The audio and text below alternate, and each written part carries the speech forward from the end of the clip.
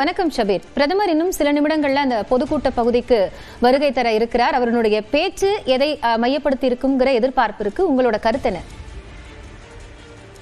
பிரதமருடைய இந்த கூட்டம் என்பது தேர்தல் நடக்கின்ற சமயத்தில் ஒரு மிகவும் அரசியல் முக்கியத்துவம் வாய்ந்த ஒரு கூட்டமாக இருக்கிறது. என்டிஏ மீண்டும் தமிழகத்தில் உதயமாகி இருக்கிறது. என்டிஏவில் ஏற்கனவே யார் யாரெல்லாம் விட்டு சென்றார்களோ அந்த கூட்டணியை மீண்டும் கட்டமைத்திருக்கிறோம்.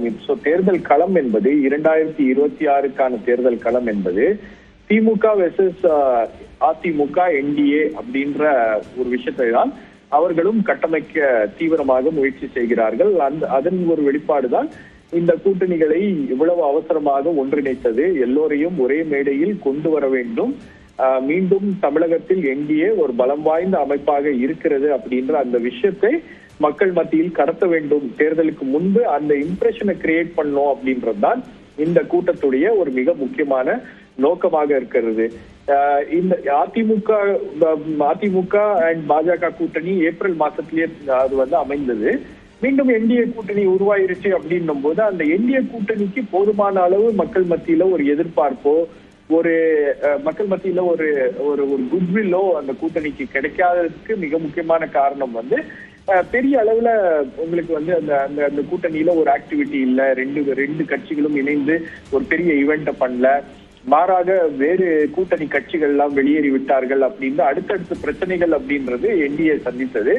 அதையெல்லாம் தற்போது சரி செய்ய வேண்டும் அப்படின்ற ஒரு தீவிரமான முடிவு எடுத்ததற்கு பிறகுதான் இதை சரி செய்து யார் யாரெல்லாம் கூட்டணியை விட்டு விலகினார்களோ அவர்களை எல்லாம் ஒன்றிணைக்கக்கூடிய ஒரு முயற்சியை பாஜக எடுத்திருக்கிறது.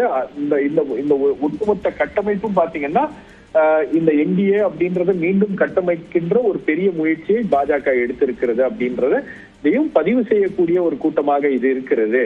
சோ இந்த தேர்தல் களம் என்பது விஜயுடைய வருகையினால ஒரு விதமான மாற்றத்தை கண்டு இருக்கிறது. வேறு விதமான யோசனை அப்படின்றது இந்த மக்கள் மத்தியில இருக்கு. விஜயும் தொடர்ச்சியாக 2026 தேர்தல் களம் என்பது தாவேகா வெர்சஸ் திமுக அப்படின்ற அடிப்படையில் தான் அவரும் கட்டமைக்க நினைக்கும் போது என்டிஏக்கு சான்ஸே இல்ல, அதிமுகவுக்கு ஒரு வாய்ப்பே இல்லை அப்படின்ற மாதிரி ஒரு பிம்பம் என்பது அவரும் தீவிரமாக கட்டமைக்க முயற்சி செய்தார். அதை உடைப்பதற்கும் அதே போல விஜயுடைய தாக்கத்தை இந்த தேர்தலில் குறைக்க வேண்டும் அப்படின்றதும் பாஜகவுடைய தீவிரமாக ஒரு எண்ணமாக இருக்கிறது. அதனாலதான் யார் யாரெல்லாம் விஜய் பக்கம் போகக்கூடிய வாய்ப்பு இருந்த அத்தனை கட்சிகளையும் பாஜக என்டிஏ கூட்டணிக்குள் இழுத்திருக்கிறது. சோ இந்த முயற்சிகளை எல்லாம் நாம் செய்திருக்கிறோம். சோ என்டிஏ வெர்சஸ் டிஎம்கே அப்படின்றதுதான் இந்த தேர்தல் களம். ஆகவே அதை ஒட்டிதான் நாம் இந்த பிரச்சாரத்தை இன்று துவங்குகிறோம் அப்படின்ற அந்த மெசேஜ பிரதமர் மோடி கன்வே பண்ணணும்னு நினைக்கிறாரு. ஏன்னா எந்த அபிஷியல் ஈவெண்ட்ஸும் கிடையாது. முழுக்க ஒரு அரசியல் ரீதியான ஒரு ஈவெண்ட் தான். அதற்கு மட்டும்தான் அவர் தமிழகத்துக்கு வருகிறார். ஒரு ஒற்றை மெசேஜ தமிழகத்துல தேர்தலுக்கு முன்பு கன்வே பண்ணணும் அப்படின்றதுதான் பாஜகவுடைய எண்ணமாக இருக்கிறது. அதைதான் இன்னைக்கு நாம பார்க்க போகிறோம். அதே போல டிடிவி தினகரன் மீண்டும் என்டிஏ கூட்டணிக்குள் வந்திருக்கிறார். அவருக்கும் இபிஎஸ்க்கும் இருந்த அந்த அரசியல் மாச்சரியங்கள், அரசியல் கருத்து வேறுபாடுகள், தனிப்பட்ட முறையில அவர்களுக்கு இருந்த அந்த கருத்து வேறுபாடுகளை எல்லாம் ஓரம் ஒதுக்கிவிட்டு அவரும் கொஞ்சம் கீழே இறங்கி வந்திருக்காரு அப்படின்னும் போது இன்று அந்த மேடையிலேயே டிடிவி தினகரனும் இபிஎஸ் அவர்களும் ஒருவர் பார்த்து கொண்டு அவர்களை இணைக்கின்ற ஒரு கூட்டமாகவும் இது இருக்கும். அவர்களுடைய இணைப்பும் இந்த கூட்டத்தின் வாயிலாக பிரதமர் முன்னிலையில் அந்த இணைப்பு மீண்டும் நடந்தது. கூட்டணிக்குள் சுமூகமான உறவு என்பது ஏற்பட்டிருக்கிறது. ஒரு சுமூகமான உறவு இருவருக்கு இடையே பாஜக ஏற்படுத்தி இருக்கிறது அப்படின்ற அந்த விஷயங்களையும் இந்த கூட்டத்தின் வாயிலாக மக்களுக்கு தெரிவிக்க வேண்டும் அப்படின்ற ஒரு திட்டமும் இருக்கிறது. நீங்க இதுக்கு முன்னாடி இதே காட்சிகள் நாம ராஜ்பவன்ல பார்த்திருக்கோம். ஓபிஎஸ் அவர்களுக்கும் இபிஎஸ் அவர்களுக்கும் இருந்த பிரச்சனையை பாஜக சரி செய்து பின்னர் அவர் தர்ம யுத்தம் எல்லாம் நடத்தியதற்கு பிறகு ராஜ்பவன்ல வரும்போது துணை முதலமைச்சராக பதவியேற்றதுக்கு பிறகு அப்போதைய கவர்னர் இருவருடைய கைகளையும் ஒன்றிணைத்து வைத்து ஒரு காட்சியை நாம் பார்த்தோம். அதே மாதிரியான ஒரு சூழல் தற்போது இந்த கூட்டத்திலும் நாம் பார்க்க நேரிடும். சோ இந்த காட்சிகள் எல்லாம் அரங்கேறுகின்ற ஒரு மேடையாக இது இருக்கும். பிரதமருடைய எண்ணம் என்பது, பிரதமருடைய போக்கஸ் என்பது ஒரு விஷயத்துலதான் இருக்கும். திமுகவை அவர் வந்து கடுமையாக விமர்சனம் செய்ய வேண்டும் அப்படின்றதுதான் வந்து அவருடைய ஸ்பீச்ல இருந்து நாம எதிர்பார்க்கின்ற ஒரு விஷயமாக இருக்கும். ஏன்னா அடுத்தடுத்த ஊழல் குற்றச்சாட்டுகளை இடி கடிதங்கள் வாயிலாக எழுப்பி இருக்கிறது. ஆகவே அது குறித்தெல்லாம் பேசுவார், குடும்ப ஆட்சி குறித்து பேசுவார், தமிழகத்துடைய நிதி நிலைமை குறித்து பேசுவதற்கான வாய்ப்புகளும் இருக்கிறது.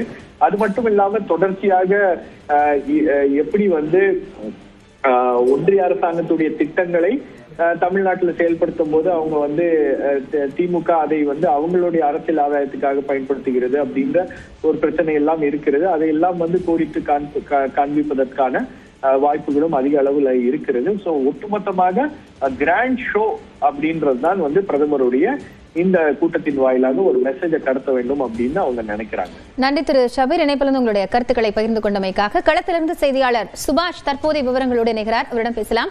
சுபாஷ், பிரதமருடைய ஹெலிகாப்டர் எந்த பகுதியில் இருக்கிறது? எவ்வளவு நிமிடங்கள் ஆகும் அவர் வந்து பொதுக்கூட்ட பகுதிக்கு வருவதற்கு? இன்னும் ஒரு 10 நிமிடத்துல அவருடைய சாப்பர் லேண்ட் ஆயிடும். அவர் வந்த உடனே அதுல இருந்து அவர் ரிசீவ் ஆகி அதுல இருந்து ஒரு 10 நிமிடங்கள்ல அவர் மேடை ஏற இருக்கிறார். சரியாக ஒரு 3:40 அந்த அளவுல பொதுக்கூட்ட மேடைக்கு அவர் ஏறி விடுவார். பிரதமர் வந்தவுடன் அவரை வரவேற்க இருக்கிறார் அதிமுக பொதுச் செயலாளர் எடப்பாடி பழனிசாமி. பல்வேறு கட்சி தலைவர்கள் இங்கே வந்திருக்கிறார்கள். தேசிய ஜனநாயக கூட்டணியில் அங்கம் வகிக்கக்கூடியவர்கள் அவர்கள் அனைவருமே பிரதமரை வருவதற்கு முன் மேடை ஏறிவிட்டார்கள். எடப்பாடி பழனிசாமி தற்போது அங்கே அவரை வரவேற்பதற்காக தளத்திற்கு சென்றிருக்கிறார். அங்கே சென்றுவிட்டு அவர் வாகனத்துடன் உடன் சென்று வருவார் என்று தகவல் இருக்கிறது. வர்ற வழியில அதிமுக பொதுச் செயலாளர் மற்றும் பிரதமர் ஆகியோரை வரவேற்பதற்காக கட்சி தொண்டர்களும் வெளியே குழுமி இருப்பதையும் காட்சிகளாக பார்க்க முடிகிறது. பிரதமர் அவர்கள் இன்றைய தினத்தில் தேசிய ஜனநாயக கூட்டணியின் முதல் பொதுக்கூட்டமானது மதுராந்தகத்தில் நடைபெற்றுக் கொண்டிருக்கிறது. அதை தொடர்ந்து மீண்டும் பிரதமர் அவர்கள் இந்த தேர்தல் பரப்புரைக்கு தொடர்ச்சியாக 2 முறை தகவலும் ஒரு புறம் இருக்கிறது. அதற்கான பணிகள் மற்றொரு புறத்தில் இருக்கிறது. முதல் கூட்டமாக இன்றைய சென்னைக்கு அருகே ஒரு தலைநகரத்துக்கு அருகே இருக்கக்கூடிய செங்கல்பட்டு மாவட்டத்தில் நடக்கக்கூடிய ஒரு பொதுக்கூட்டம் மிகுந்த முக்கியத்துவம் வாய்ந்த ஒரு பொதுக்கூட்டமாக அரசியல் ரீதியாக பார்க்கப்படுகிறது. நன்றி சுபாஷ். இன்னும் 10 நிமிடத்திற்குள்ளாக பிரதமர் நரேந்திர மோடி மதுராந்தகம் பகுதிக்கு பொதுக்கூட்டம் நடைபெறக்கூடிய இடத்திற்கு வருகை தர இருக்கிறார். அதிலிருந்து இன்னொரு 10 நிமிடத்தில் பிரதமரினுடைய உரை தொடங்கும் என்று எதிர்பார்க்கப்படுகிறது. இந்த நிலையில் தற்போது பத்திரிகையாளர் திரு பிரியன் நம்மோடு இணைந்திருக்கிறார், அவரிடம் பேசலாம். வணக்கம் திரு பிரியன். இன்னும் சில நிமிடங்கள்ல பிரதமர் அந்த பொதுக்கூட்ட பகுதிக்கு வந்து உரையாற்ற இருக்கிறார். என்ன பேச போகிறாருங்கிற எதிர்பார்ப்பு இருக்கு. அதற்கான சமிக்கைகளையும் தன்னுடைய ட்விட்டர் பதிவுல வெளியிட்டிருக்கார். எப்படி பார்க்கிறீங்க?